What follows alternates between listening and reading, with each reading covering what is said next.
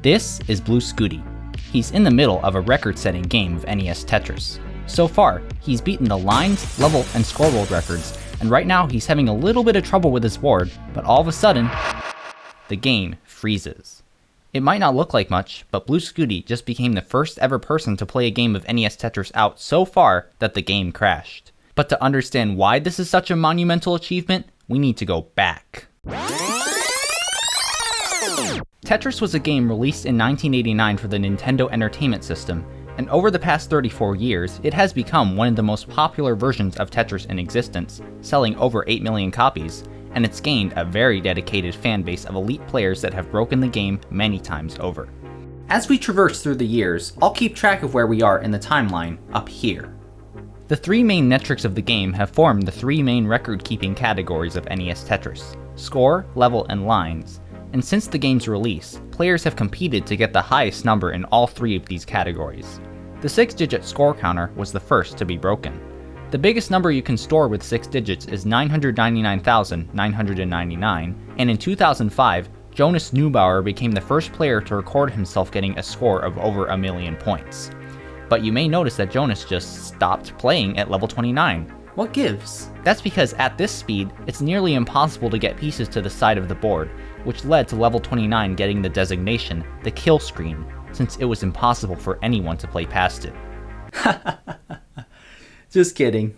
In 2011, Thor Ackerlund became the first person to record himself getting past level 29, reaching level 0? Well, it turns out that no one, not even the game developers, expected anyone to get past level 29, so here's what actually just happened. The level numbers that the game stores after 29 are just random bits of game data, and Thor reached level 30, which caused the game to go to the value after 29, which is 00. But if we can get one level past this seemingly impossible barrier, surely we can get more than that, right? 2 levels? Maybe even 3 levels? And that's exactly what Joseph Saley did in 2018. He got to level 31, which displays as 0A, then level 32, which displays as 1-4. In order to do this, Joseph used a technique called hypertapping. The main reason that level 29 was considered impossible was because of the speed of the game's delayed autoshifter, or DAS, which moves the pieces to the side of the board. The DAS in NES Tetris is too slow to reliably get pieces to the side of the board on level 29, which results in this level being unplayable if you use DAS to move the pieces. But with hypertapping, Joseph could effectively move the pieces faster than even the game itself could, and this meant that he could go much further into level 29 than anyone had ever gone before. In 2019, he got to level 33, and in 2020, he got to level 34 and to level 35. By the way, the reason that the first digit of Joseph's score is B is because of the Game Genie code XNUGEX. This Game Genie code uncaps the score by making the first digit count in hexadecimal. So A is 10 and B is 11, so Joseph's score is actually 1.1 million here. The actual score world record at this point is 1.3 million, also by Joseph, and if you'd like to know more about the progression of this world record, I made a great video on that you can check out up here. But there's still a small problem with all of this. Hypertapping is still only barely fast enough to get pieces to the side of the board on level 29. At the speed that most players can tap, it means that you've only got about 4 or 5 rows to work with, and if you look at Joseph's games, you'll notice that he very rarely stacks pieces higher than this on level 29.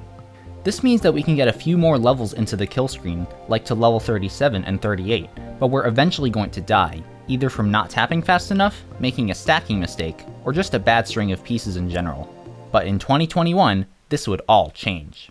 A player named Cheese brought a brand new technique to the table called rolling, and with this technique, he could do things that had never been possible before. Here, he's playing 8 rows high on level 29 like it's nothing, which is double the space that most players would have to work with using hypertapping. Over the next year, the level world record ping-pongs back and forth between several different players, including Cheese, HydrantDude, Hufflepuffus, and me, EricICX. Hi! Over about a year, from May 2021 to April 2022, the highest level anyone had ever reached went from Cheese's level 40 to EricICX's level 95. Fun fact! My game was played on Tetris Gym, which is a custom version of the game that contains some quality of life improvements, and one of them is fixing the level counter. But the creator of Tetris Gym, Kurjava, only fixed the levels up to level 60 in this version because at the time, he thought no one could go any farther than that. So I think at this point, we can safely say that we've effectively conquered the speed of level 29 by using the rolling playstyle. But there is still another barrier. NES Tetris has 10 unique color palettes for the pieces, and from level 10 onwards, they repeat. Some players have opinions about some of these palettes, like level 6 or level 7, since they're kind of hard to see on some TVs, but at least they're not palettes like these. Come on, that would be ridiculous. Because of some complicated math, which HydrantDude explains in this video much better than I ever could, the 10 unique palettes continue, even past level 29, all the way up until level 138. Honestly, it's kind of impressive that they made them last that long. From level 138 onwards, the game no longer loops the 10 unique color palettes, and instead draws new palettes which are based on random areas of the game's code. These color palettes are known by the community as the glitched colors. On August 17th of 2022, Eric ICX became the first player to reach these glitched colors while playing in a competition game against Hufflepuffus. With this game, he also became the first person to max out the 3-digit line counter, but unlike the score counter, this one doesn't stop counting by default when it gets to all 9s. It keeps counting, using letters of the alphabet as the first digit. After he reached the glitched colors at level 138, Eric played for another 8 levels until he encountered a level that was too dark on his TV for him to see, and he topped out at level 146. This game was the lines world record by 513 lines, the biggest jump that had ever been recorded, and this put Eric less than 100 lines away from what is arguably the biggest milestone in the game's history. The NES is, at its core, a very old video game console. To make a good game for it, you have to carefully optimize your code in order to make sure that the system has time to run it all. Think about it. In the single frame after you finish clearing a line, the console has to calculate the number of points it needs to add to your score, add those points to your score, update the field, update the line counter, and quite a bit more. So what if we, say, introduced some massive numbers into those equations?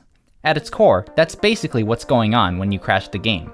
The console has too much to do in a single frame, and it fails spectacularly when it runs out of time to do everything. The information that I'm about to present is paraphrased from HydrantDude's video about why the game crashes, and I highly recommend watching it on your own time if you want to learn more. I'll link to that video down below. This is the basic formula for a score change. A constant, which depends on whether or not you cleared a single, double, triple, or Tetris, multiplied with your level number plus 1, added to your existing score. Seems simple enough, right? Well, not exactly. There are several problems here.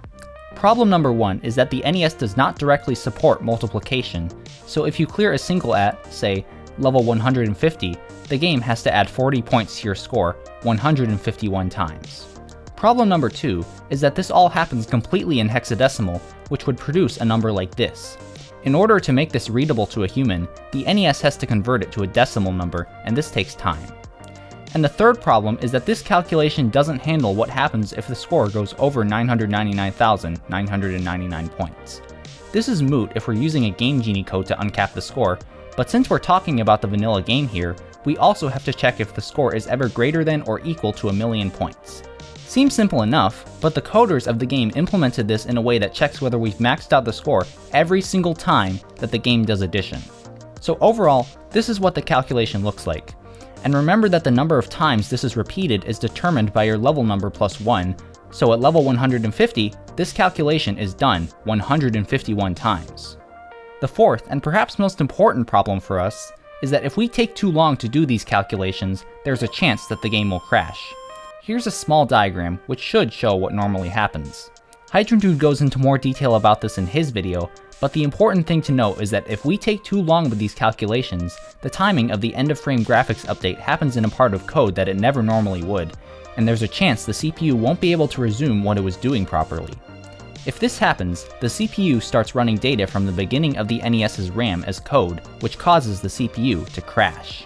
Around August of 2022, HydrantDude and Fractal161 were researching what line clears would cause the game to crash at what points, and it was found that the earliest possible game crash was a single at 1,489 lines, which would crash the game going into level 155 at 1,490 lines. Eric was only 82 lines away from this magic number in his game, and from this point onwards, everyone knew what their final goal was: crashing the game. We're now finally in 2023, the current year as of me uploading this video. For most of the year, Eric's records of 6.49 million points, level 146, and 1,408 lines remained at the top. That is, until November 17th, when Pixel Andy played out what he described himself as the best game he had ever played in his entire life. He reached the glitch colors at level 138, experienced some stack troubles at level 143, reached level 146, and 10 lines later, he'd surpassed Eric's level and lines world records. But then... What? What is going on? Wait, the colors! I can't see it! No! I couldn't see it! I couldn't see it on my screen. Pixel Andy tops out at level 148, at 1,420 lines. He was only 70 lines away from crashing the game, but the nearly completely black color palette of level 148 proved to be too much for him to handle. But it wouldn't take long for another player to rise to the challenge. How do you think you're gonna do in this poll? What tech are you gonna use? Alright, thumbs down, thumbs down. Let's see what he does.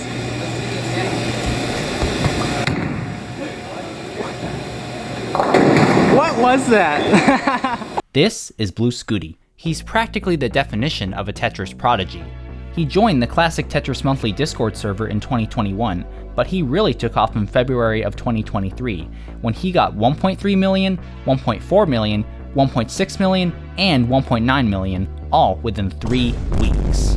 A few months later, he went on to participate in the 2023 Classic Tetris World Championships, where he shocked everyone by getting 3rd place in his very first year of competing. And right now, he's in the middle of a record-setting game. After getting past the blacks of level 148 with some careful stacking, he reaches level 151, which has another palette that's very hard to see. But Blue Scuti makes light work of it, breaking Eric's score world record at 1,456 lines.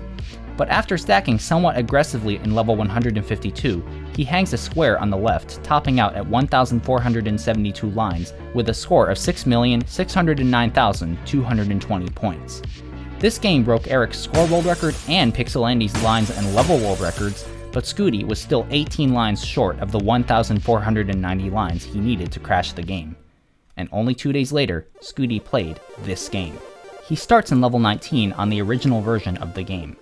I actually lied earlier when I said that Scuti was 18 lines away from crashing the game, because Scuti's previous game was played on Tetris Gym, which has more quality of life features such as an uncapped score counter and a working level counter, but unfortunately eliminates the game crash. Therefore, in order to get the conditions necessary for the game to crash, Scuti is playing the game completely vanilla. That means this game has a capped score counter and a broken level counter. However, thanks to a piece of software called NES Champs, we can recreate these counters almost completely automatically using OCR. Scuti transitions for the first time at level 20, and immediately gets a Tetris to go to 624,000. He maxes out the score counter in level 26, and goes into level 29 with a somewhat high board, but he immediately gets it down and gets a Tetris into level 30. And for the next 200 lines or so, there's not really much of note, except Scuti getting his second Tetris after level 29, going to 446 lines. Honestly, this whole game is a testament to just how good players have gotten at playing level 29. Just a few short years ago, a game like this would have been unimaginable to everyone, but with the power of rolling, this game feels almost normal amongst top players now. At 640 lines, Scuti's stack does climb a little bit. However, even though this is higher than he usually plays, it's still perfectly manageable for him, and by 654 lines, he's completely back down to the bottom of the board. That being said, situations like this eyepiece dependency at 687 lines, which Scuti does get the piece for, can be potentially game-ending with 1 or 2 poorly timed misdrops. The next 200 lines of this game mostly consist of Scuti playing at the bottom, with occasional portions where he plays slightly elevated, but the key is that he's always trying to dig back down to the bottom of his stack, because that's where it's safest for him to be. That is, until this section when Scuti makes 2 deadly misdrops in a row. At the wrong time, those could have been game-ending, but because Scuti has been playing so close to the bottom for this whole game, he's able to get out of this situation quickly. He does start setting up for a Tetris here, but he quickly bails after not getting the correct pieces. And 40 lines later, Scuti breaks the 1,000 line barrier. At this point, there are only 320 lines left until the real game begins. And with less than 20 lines left to go, Scuti sets up and gets his 3rd Tetris past level 29. And just 10 lines after that, Scuti reaches level 138. This is the first level of the glitched colors, and it isn't much of a challenge. the color palette is very visible and Scuti has a low stack. The same is true for level 139. Scuti is completely cool, calm, and collected, just like he has been for this entire game. Level 140 is the first level where we start seeing a little bit of darkness in the color palette, but it's still very visible at this point. In level 141, much of the same is true, but Scuti's stack starts getting slightly elevated after some poorly timed pieces. However, just like the last 20 times this has happened this game, he's able to get out of it without any problems. Level 142 has the exact same color palette as level 139. Towards the end of the level, Scuti tries going for a Tetris, but quickly bails after not getting an eyepiece in time. Level 143 has the exact same color palette as level 140, and throughout most of this level, Scuti is dealing with an annoying eyepiece dependency in the center of his stack, which he resolves going into level 144. This level has a fairly pleasant color palette, in my opinion. Scuti does make a misdrop towards the end of the level, but it's very minor. Level 145 is the level before the infamously hard to see level 146, and Scuti knows this. He prepares by getting his stack down as fast as possible so he won't have to make many complicated placements, and when level 146 arrives, Scuti is ready. This color palette is nearly impossible to see unless you're prepared for it, as Eric ICX found out the hard way in his run, but Scuti is able to keep his stack low and stick to simple moves. Level 147 is, thankfully, very easy on the eyes, but Scuti has no time to waste because the next level is level 148, which has an almost completely black color palette. Scuti goes for a very scary 5-tap and hits it, thankfully. That would have been almost certain death if he had missed it, but he gets through the level and marches onwards to level 149. This is a relaxation level for Scuti since the two hardest levels of the game are now behind him. Level 150 also has a decently visible color palette, and Scuti is now under 50 lines away from crashing the game. But first, he has to get past level 151, which has another dark color palette. However, this one is significantly easier to see than levels 146 and 148, and Scuti doesn't seem to have any problems with it. He goes onwards to level 152. Since Scuti is now under 30 lines away from crashing the game, I should mention that although the game can crash at 1,490 lines, Scuti specifically has to clear a single at 1,489 lines for the game to crash at this point. Going into level 153, Scuti is all too aware of this, and getting that crucial single is yet another reason for him to play low on the field. In level 154, the last level before the crash, Scuti makes a devastating misdrop midway through that forces him to play elevated, and at the end of the level, without thinking, he takes a triple into level 155, not a single. Scuti now has no idea what line clears will cause the game to crash, or even what the next possible point to crash the game is. All he can do is keep playing and hope for the best. Scuti breaks 1,500 lines going into level 156, which has a reddish color palette that's easy enough to see, but going into level 157, Scuti immediately makes 3 misdrops in a row and he's scrambling to do something, anything, but then... Oh my god! Oh my god! With that single at 1,511 lines, Blue Scuti became the first ever person to play out a game of NES Tetris so far that the game crashed. You could also say that he's the first person to ever truly beat Tetris. After all, think about it. What more can you do after playing far enough that the game just doesn't let you play anymore? From here, as I see it, the community has 2 possible paths they could take. On the first path, we could use custom versions of the game like Tetris Gym that patch the game crash, and see how far we can play without worrying about our games abruptly ending when we go too far. Or on the second path, we could continue to play on the original version of the game, which is vulnerable to the game crash, but try to go as far as possible using special techniques to avoid the crash, which are covered in this spreadsheet that HydrantDude created. Also, according to this same spreadsheet, after Blue Scuti missed his chance to crash the game at 1,490 lines, he did manage to crash the game at the next best point. The single he took in level 157 had a 73.3% chance of crashing the game, and the RNG was in Blue Scuti's favor, this time. We'll have to wait and see what option the community chooses, but I'd love to hear what you all have to think about this in the comments below. People have said for years that the game of NES Tetris has been broken. Arguably, the limits of the game were broken for the very first time all the way back in 2005, when Jonas Neubauer recorded the world's first max-out score. You could say they were broken again when Joseph hit the scene with hyper-tapping, or Cheese hit the scene with rolling.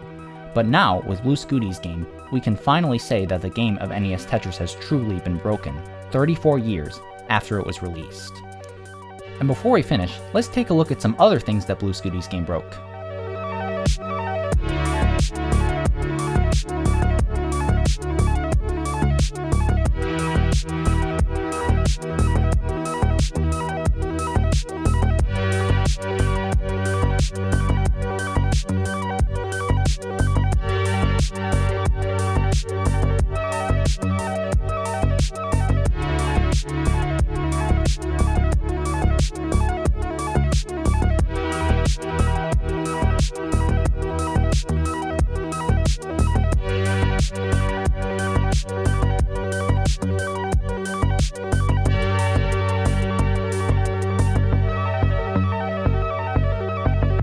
Hey everyone, thanks for watching to the end of the video. I just want to mention a few things before I actually end the video, real quick.